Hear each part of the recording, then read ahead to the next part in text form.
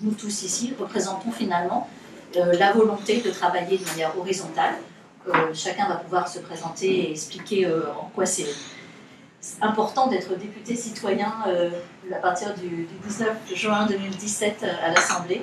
Nous avons fait le choix de penser à côté et d'agir à côté des standards classiques qui sont les partis politiques tels que nous les connaissons. Si on est là, c'est parce qu'on pense qu'un groupe citoyen est utile à l'Assemblée nationale. C'est vrai qu'on associe plutôt mouvement citoyen et territoire, mais on pense qu'au-delà des territoires, il faut arriver à fédérer les mouvements citoyens, à leur donner une visibilité et une lisibilité à l'échelle nationale. C'est-à-dire relier toutes ces initiatives citoyennes qui sont nombreuses sur nos territoires et leur donner une visibilité, comme le disait Isabelle, à partir du 19 juin à l'Assemblée. Ce que vous voyez là, c'est un petit peu une nouvelle forme de mobiliser politiquement des acteurs autonomes ou des acteurs non professionnels. J'ai envie de dire un peu une mobilisation agile, de type agile, comme en économie, on commence à voir des entreprises agiles qui proposent plein de façons différentes de se relier. Nous ne prétendons pas, aucun d'entre nous, avoir les solutions. C'est peut-être là où parfois, d'ailleurs, le dialogue est compliqué avec les partis. Nous, on dit ça, nous, on dit ça. Je crois qu'on prétend les construire au fur et à mesure, mais on prétend les construire sur le long terme. On prétend les construire ensemble, et on espère qu'à chaque pas où on fera ce pas de côté dont tu parles, Nathalie, à chaque fois qu'on montrera qu'on peut faire de la politique avec les citoyens, se rassembler non pas autour d'un parti, d'une organisation, mais autour de valeurs, autour de l'humanisme, autour de l'écologie, autour du futur de nos enfants, à chaque fois qu'on pourra se projeter dans le long terme et non pas dans les arrangements et les petits accords financiers entre deux tours, parce qu'évidemment, il y a des enjeux financiers énormes sur les législatives. À chaque fois qu'on pourra se projeter un peu plus loin, eh ben, on commencera à justement à bouger les choses, à faire en sorte qu'on reprenne confiance dans la politique. Rappelons-nous que même si on fait souvent l'erreur, la France, ce n'est pas un régime présidentiel, c'est un régime parlementaire. En conséquence, c'est bien aux législatives que se joue l'avenir des 5 années qui viennent. Être un député citoyen, une députée citoyenne, et ça Isabelle l'incarne parfaitement, c'est rendre compte. C'est-à-dire qu'on ne considère pas qu'on a un mandat à vie. On ne considère pas qu'un mandat, c'est quelque chose qu'on a acquis grâce à des diplômes. Non, un mandat, c'est quelque chose qui nous a été confié par des électeurs et des électrices qui nous ont fait confiance. Donc, la moindre des choses, et c'est le b.a.-ba, c'est de rendre compte de notre action, de l'utilisation de l'argent public, de ce qu'on fait en tant que député, ce que fait déjà Isabelle, et c'est ce qui m'a plu beaucoup dans la démarche d'Isabelle, députée. Je ne suis pas capable de mettre ma main à couper que si je passe 5 ans à l'Assemblée nationale, je ne deviens pas comme eux. Voilà, je ne sais pas en fait. Parce qu'il y a plein de gens bien que je connais qui sont allés, qui sont devenus comme eux. Et pour nous, le contrôle, il permet de garantir que les députés tiennent leur rôle.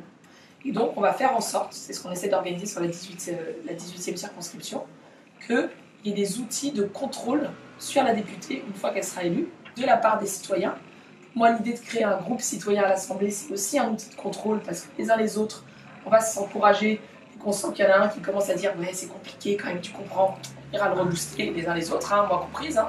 Donc on va s'organiser pour que ça n'arrive pas. C'est indispensable d'avoir ce renouvellement du personnel politique aujourd'hui. Il est indispensable parce que qui peut croire une seule seconde que ce sont des politiciens professionnels qui vont limiter le nombre de mandats dans le temps?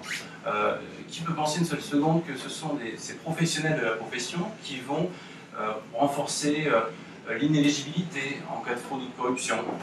Est-ce que ce sont eux qui vont supprimer la Cour de justice de la République? Pour moi, il faut vraiment démarrer par là. Cette exigence, ce minimum éthique et de renouveau démocratique, c'est vraiment par là qu'il faut commencer sur la mise en place de la révocabilité des élus, de la limitation à 2 mandats maximum.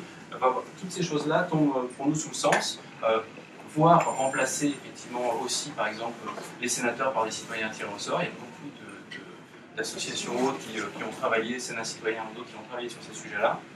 Ça me paraît indispensable pour faire respirer notre démocratie, pouvoir construire à nouveau notre vivre ensemble, tous ensemble, justement. En fait, on souhaite expérimenter. L'expérimentation démocratique. À partir du moment où nous sommes dans une impasse et que tout le monde l'admet, qu'est-ce qu'on fait? Est-ce qu'on continue avec ces mêmes institutions ou est-ce qu'on propose à nos électeurs, partout en France, d'expérimenter une nouvelle forme de participation démocratique, une prise de décision ensemble?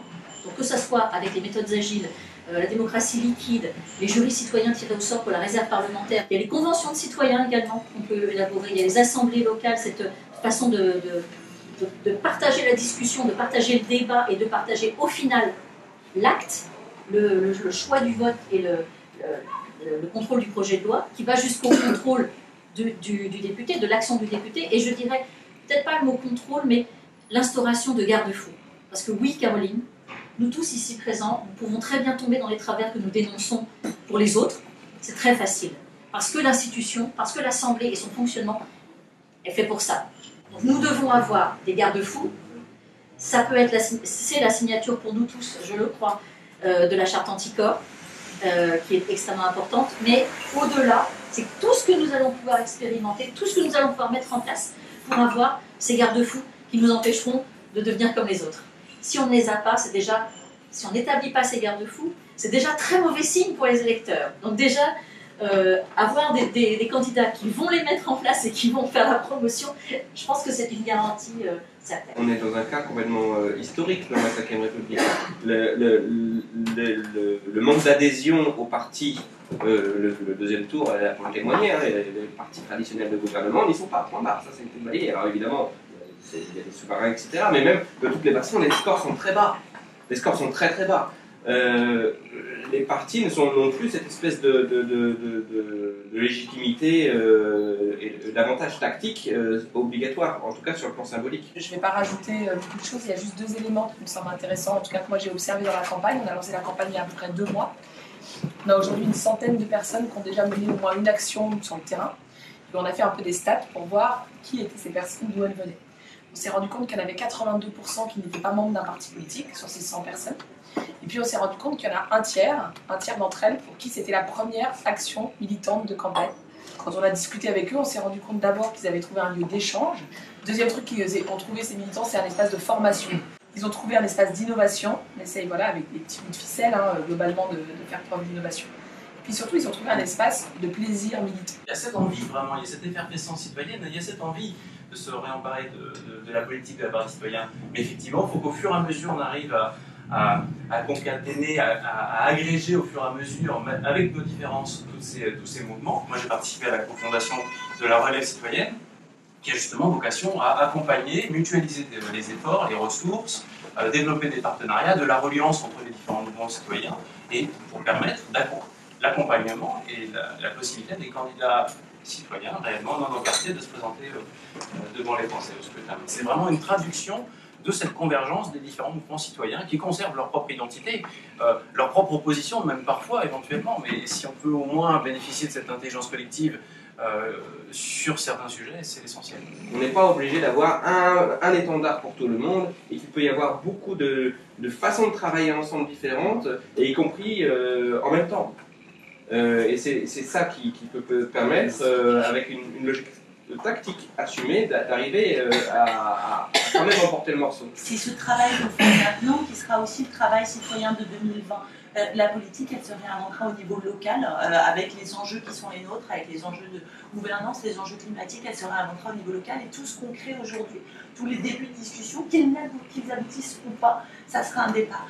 Plus on va en parler, plus on va commencer à faire monter la voix de tous ces gens qui s'impliquent en politique, qui ne se reconnaissent pas dans les partis, qui sont quand même une majorité en fait dans ce pays quand on regarde le nombre d'adhérents au parti, plus on va faire monter ce bruit de fond pour dire ben non, on n'a plus le choix, il faut écouter cette voix-là, ben, plus il y aura des possibilités d'accord, et que effectivement nos mouvements créeront aussi du rapport de force avec les partis, parce qu'il n'y a pas que le rapport d'intelligence, il y a aussi le rapport de dire attends, mais en fait il va falloir qu'on écoute ce bruissement.